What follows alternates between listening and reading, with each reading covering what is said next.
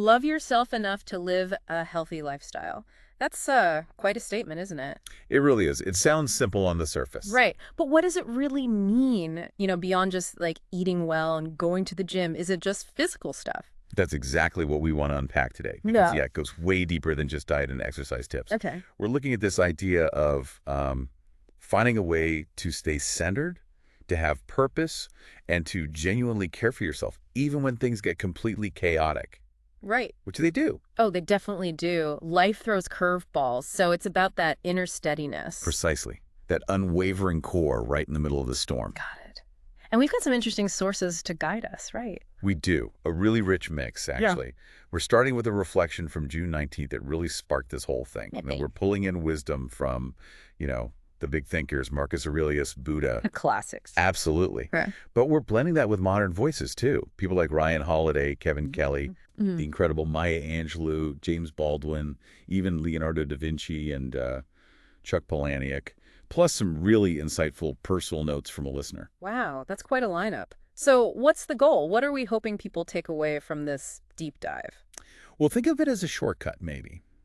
A way to really grasp how this deep self-love is the foundation. It's not just a nice to have. It's essential. Exactly. It's the bedrock for resilience, for navigating challenges. And, maybe surprisingly, it's also what lets you genuinely contribute to the world in a meaningful way. So it's personal and has wider implications. Interesting. Yeah, hopefully some aha moments are coming. It might just shift how you see your everyday choices. All right, I'm ready. Where do we start? Let's start with the foundation. We're calling it self-love as present moment awareness. Okay, present moment. Yeah, the core idea here is that loving yourself enough for a healthy lifestyle is deeply, deeply tied to being present, focused, right here, right now. Sounds simple, but maybe not so easy in practice, especially now. Exactly. It's powerful, but takes practice. Ryan Holiday talks about this really well in his Daily Dad stuff. He paints this picture of the crossfire hurricane of parenting. Oh, I can imagine. The mess, the schedules. Totally. Grueling schedules, zero sleep, time just vanishes. And he even mentions, stepping on a Lego in the dark.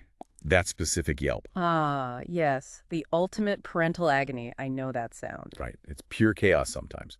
But Holiday's point is, even in that chaos, finding stillness isn't a luxury. It's crucial. Crucial for what, though? For sanity. Well, yes, partly. But also for just being effective. As a parent, at work, just as a person, you need those moments to reflect, to focus, to restore yourself, reboot the system. Otherwise, you're just constantly reacting. Exactly. You're just bouncing from one thing to the next. And here's the key bit. He says you don't find the stillness by escaping, not on vacation, not by running away. Okay, so where do you find it? Right there, within the chaos. He has Yeah. examples like those really early mornings before anyone else is up. Quiet time. Or those few minutes after the kids are finally asleep. Precious moments. Yeah. But it's tempting to just grab your phone then, right? Zone out. Totally tempting. Yeah. But he urges you not to. He says, drink those moments in. Don't just default to scrolling or Netflix. Maybe journal. Or just savor that cute but preposterously slow walk from school to the car. Yeah. I know that walk too.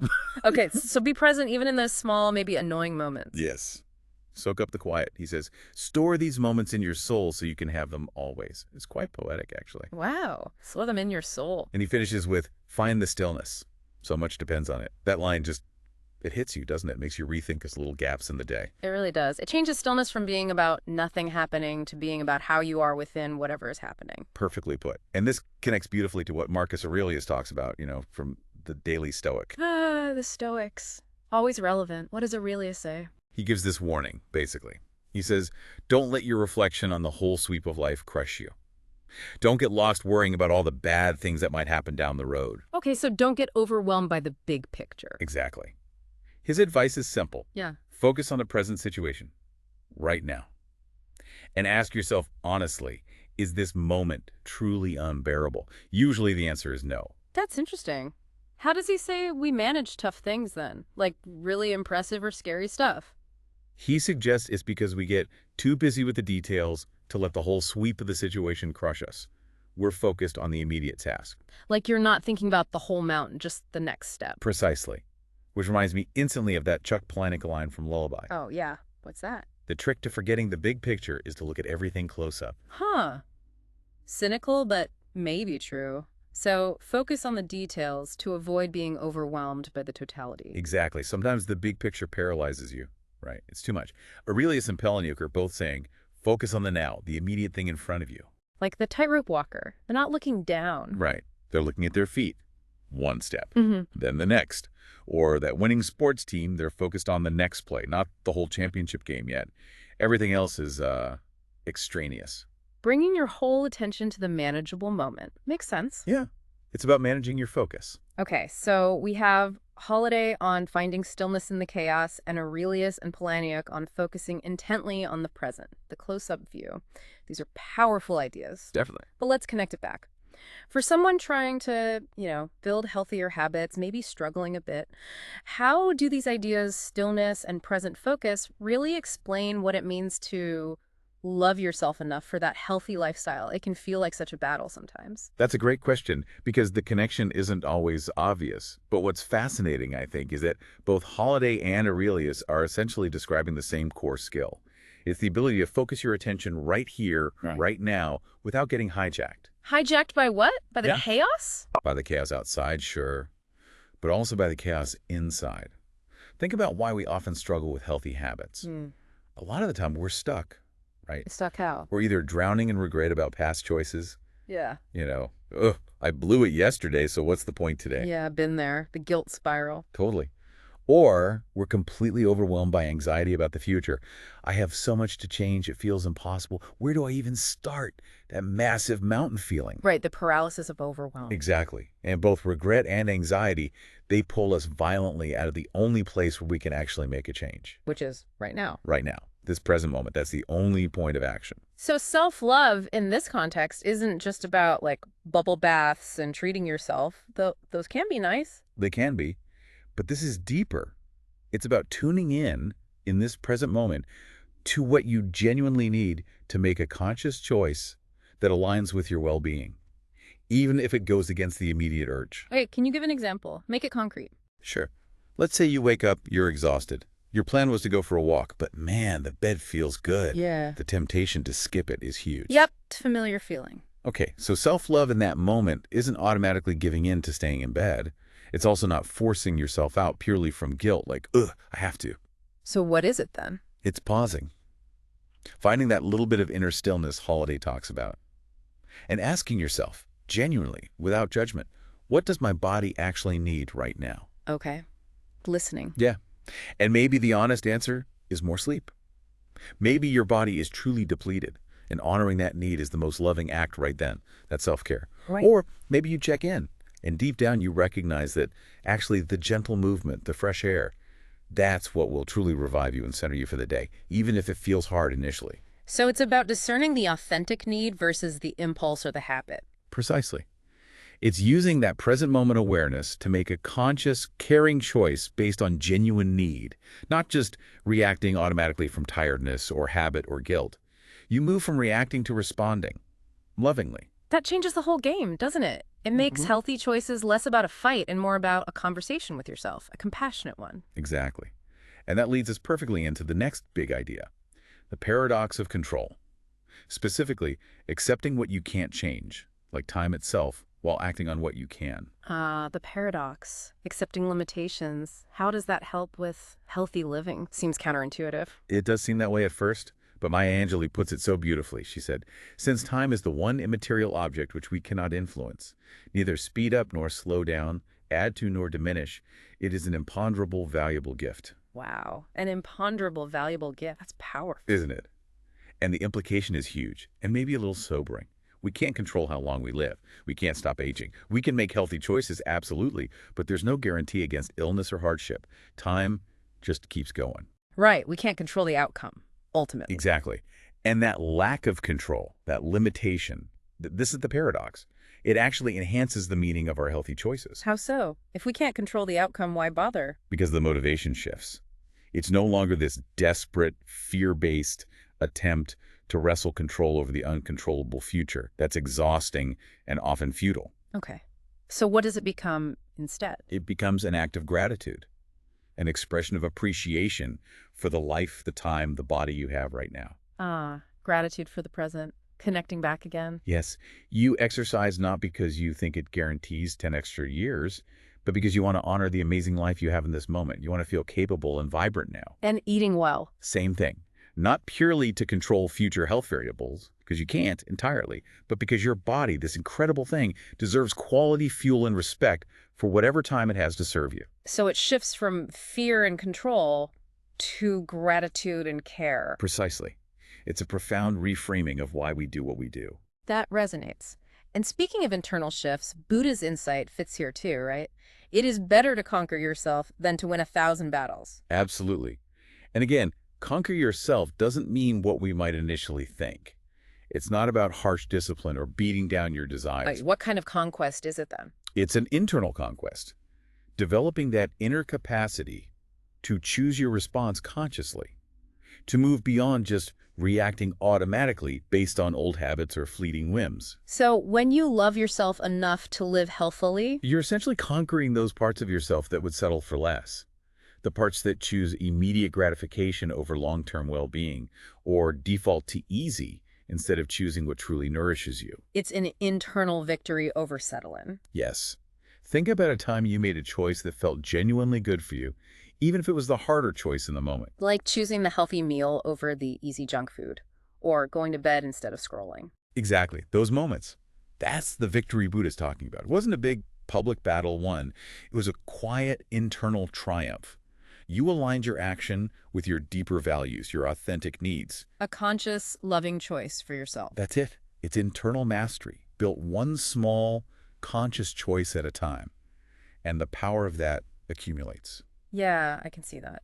Okay, so this internal mastery, finding stillness, making conscious choices, how does this then extend outwards? This leads to the service dimension, right? How self-care becomes care for others. It does, seamlessly. There's a strong link between looking after yourself and your ability to genuinely show up for others. Kevin Kelly has this interesting analogy. Oh yeah, from the tech world. Yeah, but it applies broadly. He says something like, if you desperately need a job, you're just another problem for a boss. If you can solve the boss's problems, you're hired. Think like your boss. Okay, pragmatic. How does that relate to self-love? We'll extend the analogy. If you're constantly depleted, stressed, running on empty because you haven't prioritized your own well-being, you inadvertently become a drain, or at least less able to contribute positively. You become another problem for the people around you, in a sense. In a sense, yeah. Or just less effective, less present. But when you prioritize your health, physical, mental, emotional, through self-love, you build capacity. You become someone who can solve problems, who can offer support, who can be truly present. You shift from being depleted to being a resource. Exactly. Think back to Ryan Holiday's stillness examples, the quiet walk, the moments after kids' bedtime. Those aren't selfish. We established that they're restorative. Right. They restore your ability to be patient, engaged, effective when your family or colleagues do need you. It's proactive replenishment. Ensures you actually have something to give. It reminds me of that quote, "Blessed is the leader who seeks the best for those he serves." You can't really seek the best for others if you're falling apart yourself. Precisely. You just don't have the bandwidth, the clarity, the energy. Right. So the fascinating takeaway is, loving yourself enough to be healthy isn't selfish at all. It's actually foundational to being able to serve others well. It's an investment in your capacity to contribute, which ties into the listener's goal you mentioned earlier, get my house in order. Right, that weekly priority. Seen through this lens, it's not just about tidying up physically, is it? No, it feels much bigger now. It's about creating the internal conditions, the mental space, the emotional balance, the physical energy. That allow you to show up fully. What? For everyone and everything that matters in your life, getting your internal house in order enables genuine generosity. You can't pour from an empty cup. Such a classic but true saying. Okay, so we understand the concepts: presence, gratitude, internal mastery, service. But how do we actually live this day to day? That's the integration challenge. Exactly. Bridging the gap between knowing this stuff intellectually and actually doing it in the messy reality of life, that's the tricky part. And Palahniuk's trick comes back here. Look at everything close up. Yes. It's about moving beyond the grand ideas and getting specific, concrete, actionable, which is what the listener's reflection does so brilliantly. With their question and answer, what will I do to feel good? Yes. And that incredibly comprehensive answer, Work, rest, play, pray, live, laugh, love, be creative in everything I do, cultivate good habits, be grateful for current levels of health, be buena gente. It's not just a list, is it? Not at all. It's a blueprint for integrated living. It shows a recognition that all these different parts of life contribute to feeling good, to well-being. It's not compartmentalized. Okay, let's break that down a bit, like including work in there. That's interesting. Feeling good isn't just about not working. Right. It's just approaching work with that same presence and care. Not workaholism, but meaningful engagement. Seeing it as part of a whole healthy life, not separate from it. And rest being right up there, positioned as fundamental. Yes. Not an afterthought, but essential. An active act of self-love. Protecting that stillness, like Holiday said. Replenishing the well. And play, often dismissed as frivolous, but clearly important here. Absolutely crucial. For creativity, curiosity, joy. Honoring our full humanity, not just the productive bits. It keeps us agile, mentally and emotionally. Then pray or spiritual practice, acknowledging that connection, that grounding. Yeah. Live, laugh, love. Embracing the richness of experience, joy, connection. These aren't extras. They're vital signs of a healthy life. Be creative in everything I do. Seeing creativity broadly as expression, problem solving. Yes. Keeping the mind flexible. And cultivate good habits, the practical side. Building those consistent patterns we talked about. Conscious choices. And I love be grateful for current levels of health. That really connects back to the paradox of control and appreciating the now. It's so powerful. Focusing on what is good, fostering positivity Right. rather than just dwelling on lacks or fears, appreciating the gift. And finally, be buena gente. Be a good person. Tying all back to how we show up in the world. Exactly. It shows how that inner well-being naturally flows outward into ethical conduct, into community contribution. It's the ripple effect in action.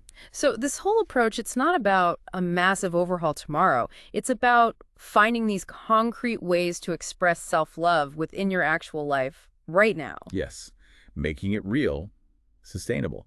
And this leads to a more compassionate way of working with ourselves, Right. embracing imperfection. Which is our next point, the wisdom of imperfection. Yeah. Working with human nature rather than against it. Yeah, because sustainable change, the kind that lasts, it doesn't come from just gritting your teeth and using brute willpower. Willpower runs out. So what does it come from? Patience, self-compassion, realistic expectations. James Baldwin had that powerful warning about ignorance allied with power being ferocious. How does that apply here internally? Well, sometimes our biggest enemy in trying to live healthier is our own ignorance about how change actually works. We try to force it with willpower, power, ignoring our own human nature. Ignorance, Trying to bend ourselves into shapes we weren't meant for. kind of, yeah.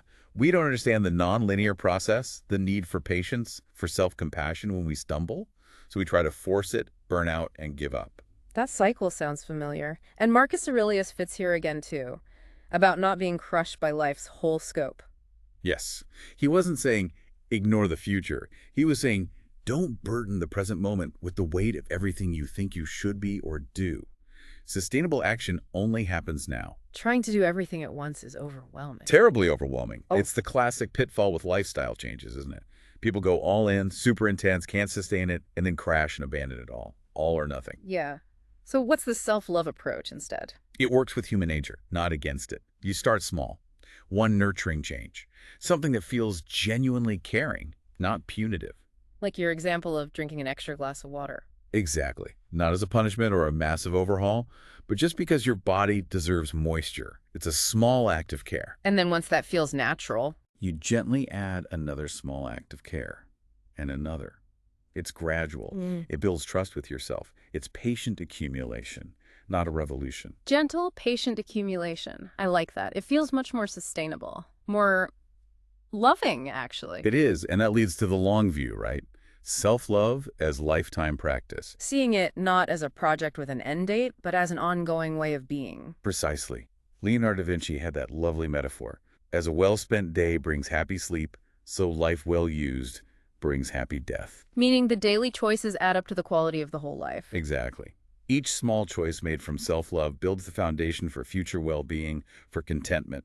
It's the accumulation that matters, not achieving some state of perfection. Because perfection isn't really possible, is it? Some days you'll make great choices, other days, maybe not so much. That's just life. That's being human. The key isn't avoiding the off days.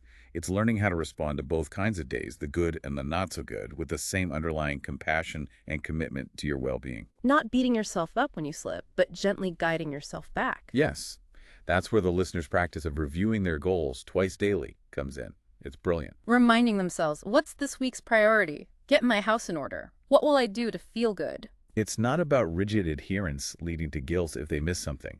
It's about creating regular moments to reconnect with intention, to adjust course gently. A constant compassionate check-in. That is sustainable self-love in practice. A consistent return to awareness and intentional action, navigating the ebbs and flows, not demanding constant perfection. Building self-trust over the long haul. And this whole journey, this very personal practice, it doesn't just stay personal, does it? It creates ripples. Our final theme, the ripple effect, personal transformation as social transformation. Right. It all comes together here. How loving yourself enough actually influences the world around you. How does that work? Give me some examples. Okay, think about finding stillness. When you model that ability to be calm amidst chaos, you subtly give permission for others around you, your family, your team, to slow down too, to value presence over frantic busyness. You change the energy, the expectation. Exactly. Or your integrated approach work. Rest, play, pray, all of it. It challenges that cultural idea that wellness is separate, another chore.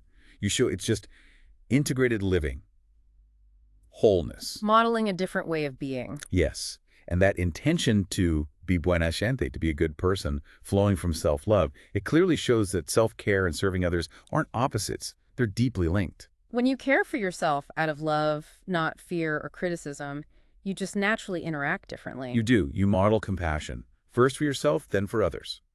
You show it's possible to honor your needs without selfishness, pursue health without obsession, strive for better without rejecting yourself now. That's a powerful model in today's world. It really is. Yeah. And maybe that's the deepest meaning of loving yourself enough to live a healthy lifestyle. It's not just about your life. It contributes to something larger. Yes. To a world where more people feel worthy of care, where health comes from love, not shame, where individual well-being fuels collective flourishing. You're joining that ancient wisdom tradition that sees personal and social transformation as two sides of the same coin. Beautifully put. Every moment of stillness found, every choice made from self-love, every focus on the present, these seemingly small individual acts, they add up. They contribute to a larger healing. A healing the world definitely needs. It certainly seems that way. The most radical changes often start quietly within ourselves. So wrapping this up, what's the core message for you, our listener? I think it's that loving yourself enough for a healthy life it's profound. It's a practice right here in the present moment. And it transforms you, yes, but it also sends out these vital ripples into the world. It's both deeply personal and surprisingly far-reaching. Absolutely. And maybe a final thought to ponder. Okay, leave us with something to chew on. Consider this. Could it be that the quiet daily act of self-care, finding that stillness, making that conscious choice from love, might actually be the most radical, most needed form of leadership right now in a world pulling us in so many directions? Leading by example through quiet self-possession and Yeah. care. Think about how your own commitment to this path, however imperfectly, might already be creating positive shifts around you, maybe in ways you haven't even noticed yet, just by showing up, centered and whole.